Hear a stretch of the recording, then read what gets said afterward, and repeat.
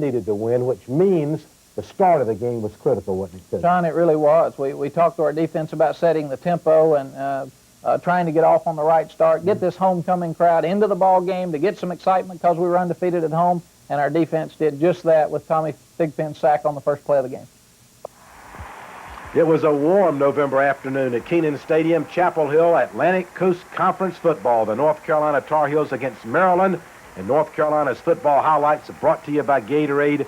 And, Coach, right off the bat, your defense pitched the shutout, and we're going to see Tommy Thigpen show great speed here. Well, John, our defense was healthy, and Tommy came back with a good call from our defensive coaches upstairs, Carl Torbush and Bruce Johnson, and that kind of set the tempo for the afternoon with our defense. Here's Eric Blunt. He's setting all kind of records, ACC and Carolina records in punt and kick returns, and here he goes, Coach. Donnie Thompson has done a tremendous job with our special teams on the punt return. Eric hit the crease, and I thought he might get one on Saturday, but he gave us great field position here early.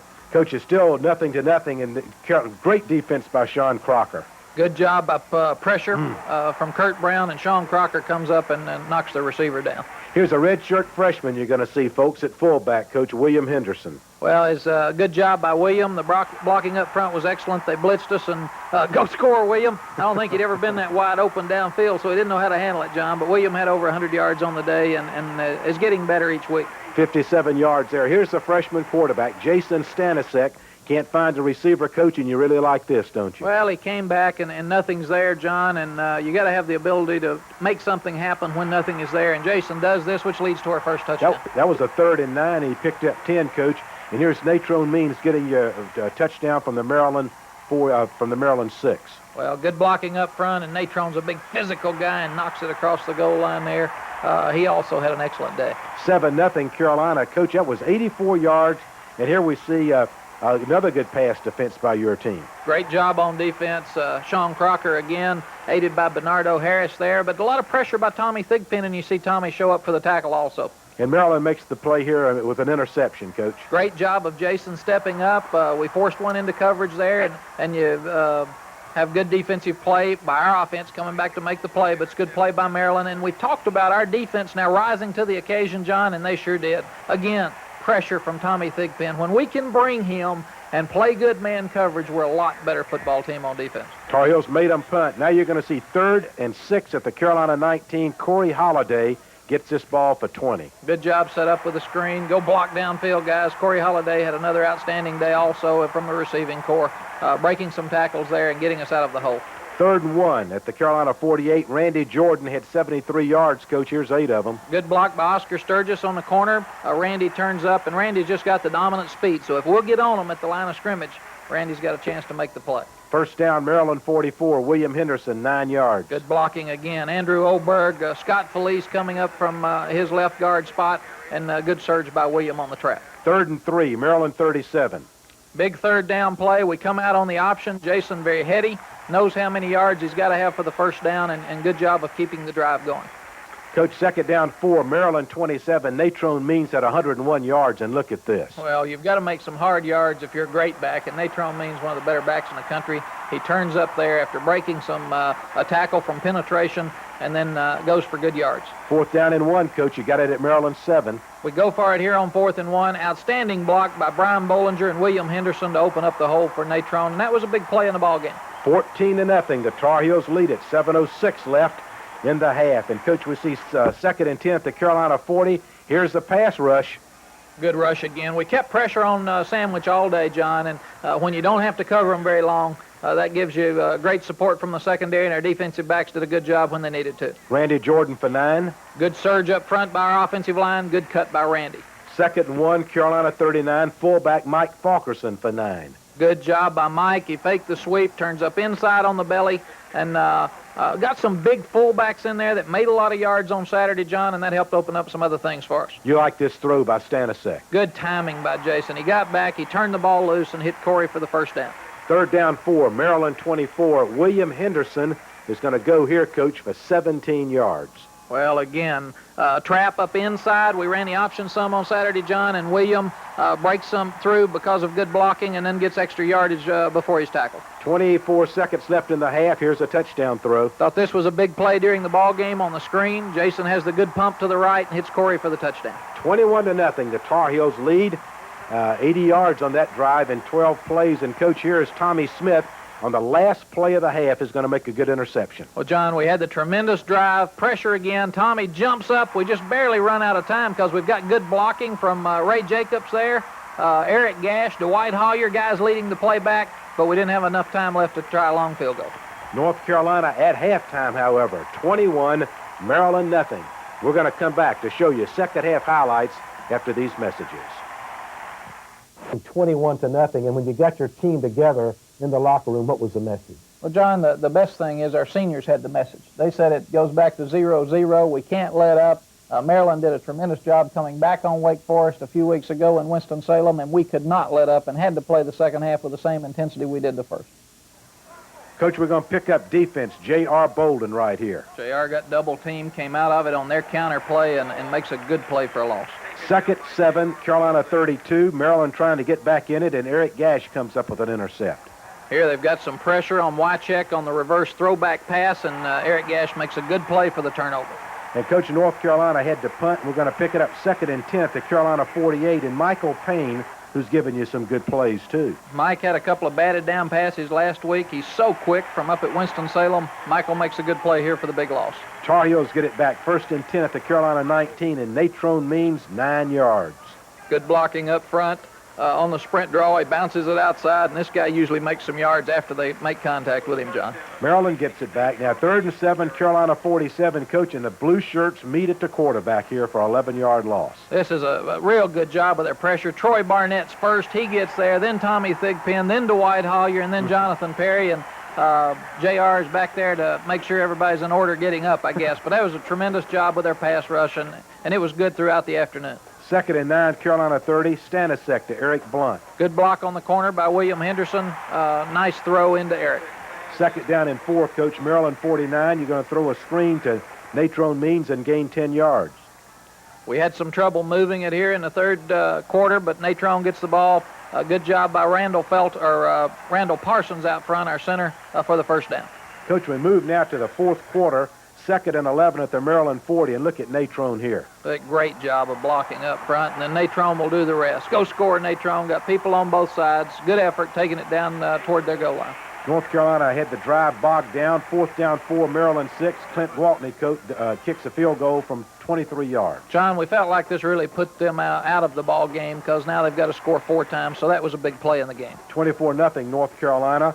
And Dell Jones makes a play. Again, good pressure by our defense. The ball has thrown a little bit high, and Dell makes the good play.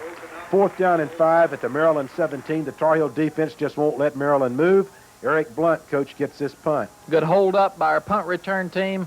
Eric has trouble finding a place to go. Jimmy Hitchcock, a good job there of not clipping, and then Eric takes it back down their boundary to give us good field position. 19-yard return for Eric Blunt. 1st down 10, Carolina 41. Natrone Means for 11 yards.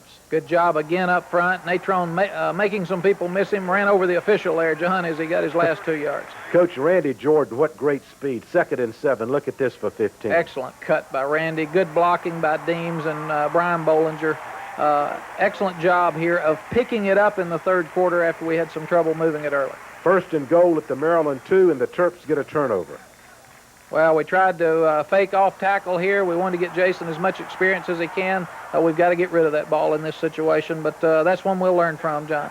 Coach, the Tar Heels get it back. 1st down 10, Maryland 42. Randy Jordan again for 11. Excellent job of handling the option by Jason. He gets it pitched out after he ties up the end of Randy for a 1st down. Coach, another young player that you like a lot, linebacker Kerry Mock's going to make a good play here. Kerry makes a real good play here, John. It was great to get to play a lot of the young guys in the 4th quarter. A true team victory for the Tar Heels, Coach. Congratulations. North Carolina 24, Maryland nothing. North Carolina football highlights brought to you by Gatorade. The big win over Maryland puts North Carolina's record at 5-3 overall, 2-3 in the Atlantic Coast Conference. And we're going to come back and meet a couple of North Carolina offensive linemen after this from First Union. Had a lot to do in that offensive line with helping us turn this program around. It was a special week to play Maryland for both. Andrew Oberg was our captain, and Andy Dinkin is from the state of Maryland. 2 interesting young men on Coach Brown's offensive line. Our Mike Small had the opportunity this week to visit with them, brought to you by Eckers. Playing college football and going to school is quite a load. How do players escape from this pressure? Well, some like to play golf, others go to movies, and others just enjoy quiet time. Okay, what do the big guys on the offensive line do? Well, some of them eat. As an offensive lineman, you can't really discuss your problems unless you're discussing them on a full belly, and this has pretty much been the avenue we've gone when we've had a problem. Yeah. That avenue usually leads towards Franklin Street in downtown Chapel Hill to the Rathskeller restaurant. It's been a version of television's Cheers, a place to go where everybody knows your name. But as UNC offensive tackle Andrew Oberg points out, place doesn't matter that much to Andy Dinkin as long as there's food there. He enjoys his food. I mean, there's no doubt. Andy's a connoisseur of food. I mean, he knows the best places in Chapel Hill to go. I think he's been to all of them. And, you know, although I think his eating prowess is maybe blown out of proportion because Andy is a svelte 270. You know, he's a good-looking kid, even though he loves to eat. Dinkin and Oberg have been roommates for 4 of the last 5 years. Dinkin says he's enjoyed most of the time because he says it's easy to get along with someone who's rarely awake. Rumor has it that Oberg's hero is Rip Van Winkle. The man loves to sleep. I remember one time before practice, Andrew leaned back in his locker and fell asleep. We had to wake him up and tell him it was time to take the field. And how about Dinkin? Well, Oberg says his roommate spends so much time on the phone that they even wrote a song about it. On the phone again. Andy can't wait to get on the phone again. He can't wait to call his best friends. Andy can't wait to get on the phone again. Dinkin and Oberg share a lot of laughs and a special friendship. They depend on each other. For example, Dinkin had to talk Oberg out of quitting football before his junior year. It was going to be Oberg's first year as a starter, and he wasn't sure if he was ready for it. And Andy, you know, pretty much reassured me that, hey, you know, I'd come this far, I'd won the starting position, and now it's my time to, you know, take charge. But I just kind of reminded him about the things we talked about as freshmen and sophomore before we had really gotten our opportunity to play, and reminded him of the goals and dreams we had both set out for ourselves. And just giving him that little push, I think, was enough to make him realize that sticking with football was the right decision to make. Dinkin has had some injuries this season, a pulled hamstring and now an elbow problem. Anytime you get an injury, it's tough, but in your senior year, when you have such high aspirations for yourself and the team, it can be especially difficult. But having Andrew there as my roommate and friend has really helped me. He's been a pillar of strength for me when I've gotten down on myself, and just told me to keep my head up and keep fighting through the end of my senior season and finish it up on a good note. You know, I just love him to death. You know, I'm glad that, you know, we had a chance to be together all these years. Well, it's easy to see that Andrew Oberg and Andy Dinkin are a couple of close friends on this North Carolina football team. And we had a chance also this week to visit with a former Tar Heel defensive lineman, Ron Burton, who graduated in 1986, tremendous student, went from Carolina to the Dallas Cowboys, and now with the Los Angeles Raiders, he's on injured reserve. And while he's recovering from that injury, he's working with some of North Carolina's student athletes in the Carolina Academic Center. Mike Small had a chance to catch up with Ron Burton, brought to you by the Red Blue Fan. With the Los Angeles Raiders after starting his career with the Dallas Cowboys. He's playing with 2 other ex-Tar Heels in Ethan Horton and Torrin Dorn, which makes the Durham native feel at home in California. It gives us a great unity being in a new area and everything like that, and having the chance to play together again and know you have a friend out there in California, and while you're in the pros, it's been a great feeling, and it's been very positive, and it also helps us in preparing for games and playing at our best. Burton hurt his knee in the preseason and had to have reconstructive surgery. He's rehabilitating here in Chapel Hill and is working in Carolina's Academic Center, tutoring athletes and showing them the importance of a college degree. A look back at Ron Burton, brought to you by the Red Roof Inns. Ron Burton, soft-spoken, plays a heck of a game of football. Speaking of football, North Carolina Clemson next Saturday, Kenan Stadium. Coach Brown back to talk about that after this from First Union. Clemson in football, the North Carolina blue-white basketball scrimmage, all of it will be chronicled right here. All of that and more every week in Carolina Blue. 48 to 52 pages of inside stories, pictures, all the statistics. Credit card orders can dial right now at 1-800-637-2583, only $37 for a year's subscription.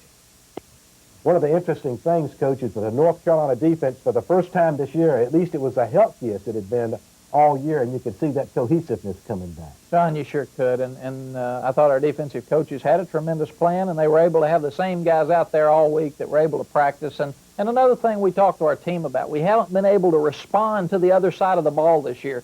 We make a long drive, we put the ball inside the 10, and then our defense allowed the other team to get off, or the defense gets the interception like Tommy did 2 weeks ago, but the offense can't drive it and score. And I felt like in this game, John, for the first time in a long time, each side responded to the other, and the team was more cohesive, and that was really encouraging because we've got 3 tough weeks left at home, and we've got to play at least that well to have a chance. Coach Jason Stanisic, as we said, your true freshman, took over at quarterback in the game. The team really came together, rallied around him to help him get through that game. John, they did, and as I said earlier, I was very proud of our offensive and defensive team rallying around Jason. I was very proud of Todd Burnett and Chucky Burnett. They've both been out there as freshmen. They understand the pressures. They were very encouraging to Jason on the sideline, and we're going to need all 3 of those quarterbacks in the next 3 weeks to be able to have a chance to win. We want to tell you before we forget this, of course, North Carolina Clemson next week at Kenan Stadium. That time has been moved to 7:30 p.m. next Saturday night. So that's the kickoff. And you talk about the Tigers, Coach. You talk about one of the top teams in the country. John, they're one of the top teams in the country each year. Coach Hatfield's done an outstanding job, and there'll be a lot of electricity in that stadium on Saturday night from both teams. And I know our guys will be excited, but we've got the biggest challenge we've had all year because Clemson is obviously one of the best teams in the country, if not the best. Coach, another thing that's interesting is to see the Carolina football team building confidence. You could see it in the game against Maryland, I thought. Did you think that? Very much so, John. We said that it's been a tough year. The expectations were probably higher than they should have been in many cases at the start of the year. Our team played well in some games and maybe didn't get the credit that we felt like they deserved for it, and I think they let it affect them some, and they didn't feel good about the way they were playing. So after their loss last week, they said, let's play with some confidence and have some fun on Saturday and get back to enjoying football a little bit, John, and I thought they played with much more confidence, which leads to more enthusiasm and bigger plays. Well, Coach, next week is going to be a beautiful night in Kenan Stadium, Carolina, Clemson. Good luck against those Tigers. Thank you, John. Thank you for watching the Mack Brown Show. Come back with us next week. We'll show you highlights, North Carolina and Clemson.